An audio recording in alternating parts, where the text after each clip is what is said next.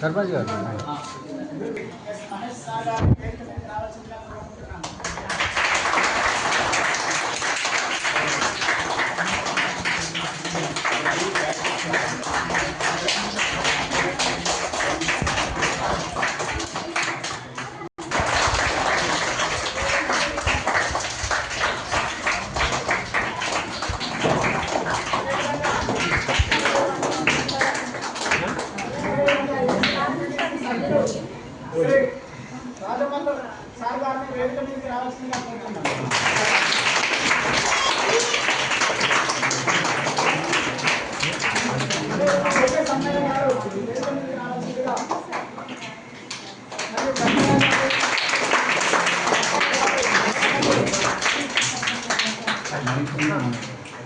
లక్ష్మణ్ గారు వార్డు సభ్యులు వేదిక నుంచి రావాల్సిందిగా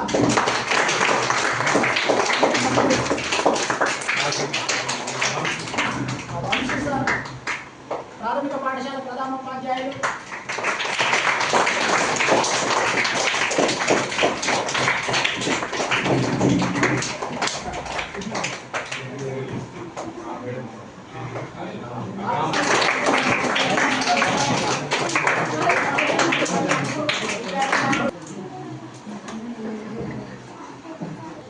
సుమారు దాదాపు 40 సంవత్సరాల క్రితం నుంచి ఈ ఊరును అంటే అన్న ఊరు అనేటువంటి మమకారంతో నాకు ఒక 2-3 నెలల నుంచి సార్ గారు రేపల్లి నరసింహస్వామి గారు రిటైర్డ్ ఇంజనీరు మంచి ఆ రోజుల లోపలనే ఉన్నతమైనటువంటి బీటెక్ ఎంటెక్ చేసి ఫెర్టిలైజర్ కార్పొరేషన్ ఆఫ్ ఇండియాలో మంచి ఉన్నత ఉద్యోగంలో ఉండి కూడా అక్కడి నుంచి జాబ్ వదులుకొని హైదరాబాద్ పోయి సెటిల్ కావడం జరిగింది.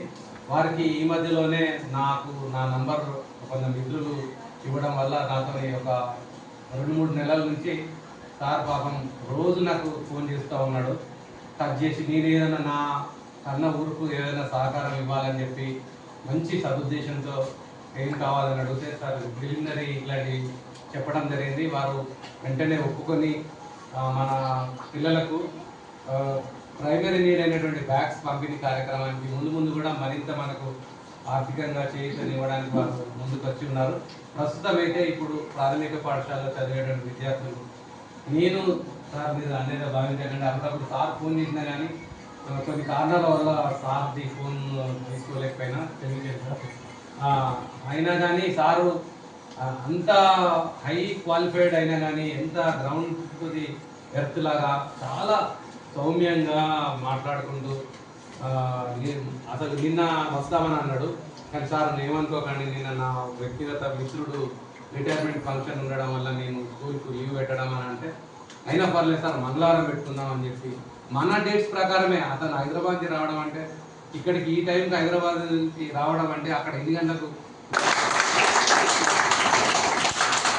తర్వాత మన అదృష్టం ఏంటంటే మన సర్పంచ్ గారు నిజంగా ఎంత సౌమ్యుడు అంటే చాలా మంచి వ్యక్తి.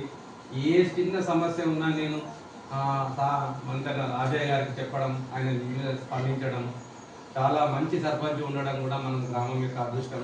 సరే పార్టీలు అవి వేరైనా కానీ మనకు పార్టీలతో సంబంధం లేదు.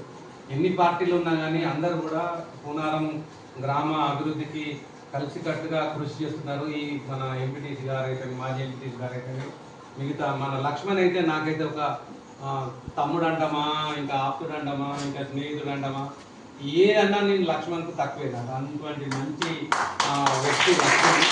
తర్వాత నేను పూనారంలో ఎవరిని పలకరించినా నాకైతే మంచి గౌరవం ఇస్తుంటూ కానీ ఇంత గౌరవం ఇచ్చినా కానీ నాకెందుకో తృప్తి అనిపిస్తలేదు.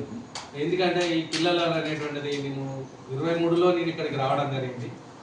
రాగానే నేను ఫస్ట్ ఇక్కడ మా స్టాఫ్ మల్లికార్జున్ సార్ నేను జమ్మికుంటలో నాకు పూనారం అలాట్ అయిన తర్వాత ఫోన్ చేయడం జరిగింది, ఎంత స్ట్రెంత్ ఉంటుంది. నాకు పూనారం అలాట్ అయింది, జెడ్పీహెచ్ఎస్ పూనారం అని పెట్టుకుంటా పోయిన సీరియల్ నెంబర్ ప్రకారం.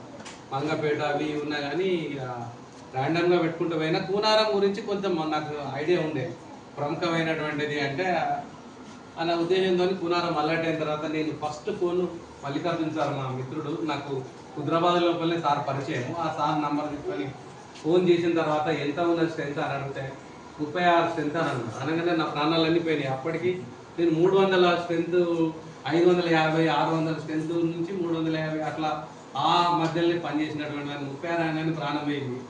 అక్కడనే సగం ప్రాణం పోయింది. మళ్ళీ ఇక్కడికి వచ్చిన తర్వాత ఆ 36 మందికి 36 మంది వస్తానంటే 36 మంది కూడా లేదు. తీరా వస్తే 17, 18, 19 ఎప్పుడు ఇర్రెగ్యులర్. ఆ రోజు నుంచి నేను మీరు 26 జనవరికి మీరు వచ్చిన, 15th ఆగస్ట్కి మీరు వచ్చిన, మిమ్మల్ని అందరినీ నాకు ఒక గిఫ్ట్ ఇవ్వాలి. ఆ గిఫ్ట్ ఏది పైసలు కాదు, ఇంకా వస్తువులు కాదు, నాకు పిల్లలని గిఫ్ట్ ఇవ్వి. నేను నా పిల్లలకు చదువు రాకపోతే నేను బాధ్యత వహిస్తాను. మీకు పలుమార్లు విన్నవిస్తున్నాను. అయినా మోడీ గారు కూడా చాలా మంచి వ్యక్తి. పాపం ఆయన కూడా స్పందించేది. ఎన్ని పనులు ఉన్నా కానీ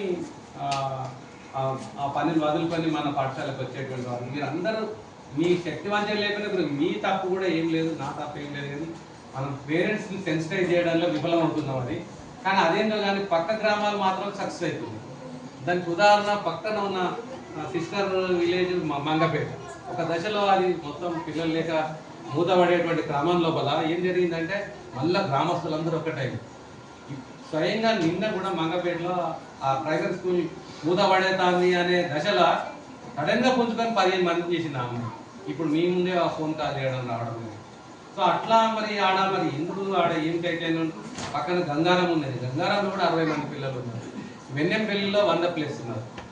తర్వాత పెగడపల్లిలో 150 ప్లేస్ ఉన్నారు. మరి పెగడపల్లి గ్రామ విస్తీర్ణం ఎంతో, గంగారం విస్తీర్ణం ఎంతో, వెన్నెంపల్లి విస్తీర్ణం ఎంతో, అంతకంటే ఎక్కువ విస్తీర్ణం ఉన్న కూనారంలో మరి పిల్లలు ఉన్నారని రావడం లేదు. కారణం ఏం కాదు, కానీ మా లోపమా మరి ఏంది కూడా నేను మా టీచర్లకైతే దండం పెట్టి కూడా చెప్తున్నాను. మనము మంచి శాలరీ తీసుకుంటున్నాం. ఈరోజు గంట సేపు నేను వాళ్ళతో ఇంటరాక్ట్ కావడం జరిగింది. కలెక్టర్ గారు మొన్న దాదాపుగా ఒక 1100 మందితోని హై స్కూల్ టీచర్స్తో, ఎక్కడ లేదు, ఏ జిల్లాలో లేదు మన జిల్లాలో. మధ్యాహ్నం బడి మూసివేసి 1100 మంది టీచర్లు, పెద్దపల్లి జిల్లాలో ఉన్న 14 మండలాల హై స్కూల్లో బోధించేటువంటి టీచర్లందరితో మీటింగ్ పెట్టి స్వయంగా సార్ మాట్లాడడం జరిగింది. ప్రాథమిక పాఠశాలలు చాలా బాగా పనిచేస్తున్నాయి, హై స్కూళ్ళ లోపల పిల్లలకు విద్యా ప్రమాణాలు తక్కువ ఉన్నాయని చెప్పి బాగా హితబోధ చేయడం జరిగింది. మా వాళ్ళు కూడా శ్రద్ధగా విన్నారు.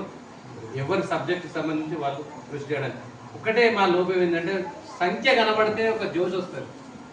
ఆ ఒక క్లాస్లో ఇద్దరు, ఇప్పుడు మా దగ్గర 6th ఉన్నారు, 7th ఇద్దరు, 8th ఇద్దరు, అంటే ఒకరు ఇద్దరికి చెప్పడం అంటే ఆ మోటివేషన్, ఆ ప్రేరణ అనేది కొంచెం తక్కువ అవుతుంది.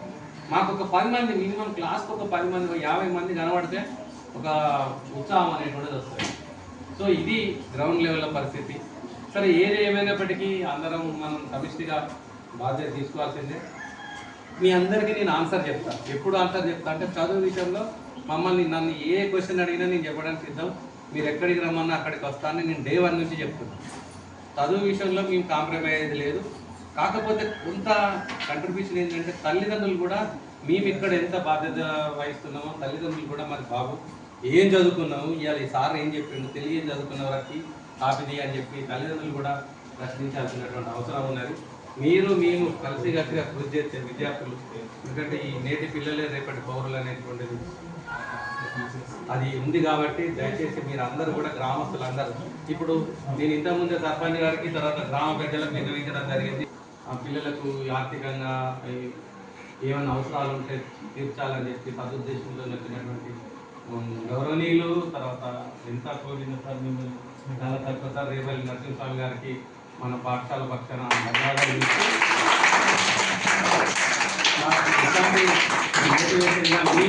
మిమ్మల్ని పూర్తిగా తీసుకొని మన గ్రామస్తులు కూడా పిల్లలకు ఆర్థికంగా చెప్తున్న ప్రభుత్వ పాఠశాలలో చదువుతున్నారంటేనే వాళ్ళు ఎకనామికల్గా కొంచెం పూర్ ఉంటారు.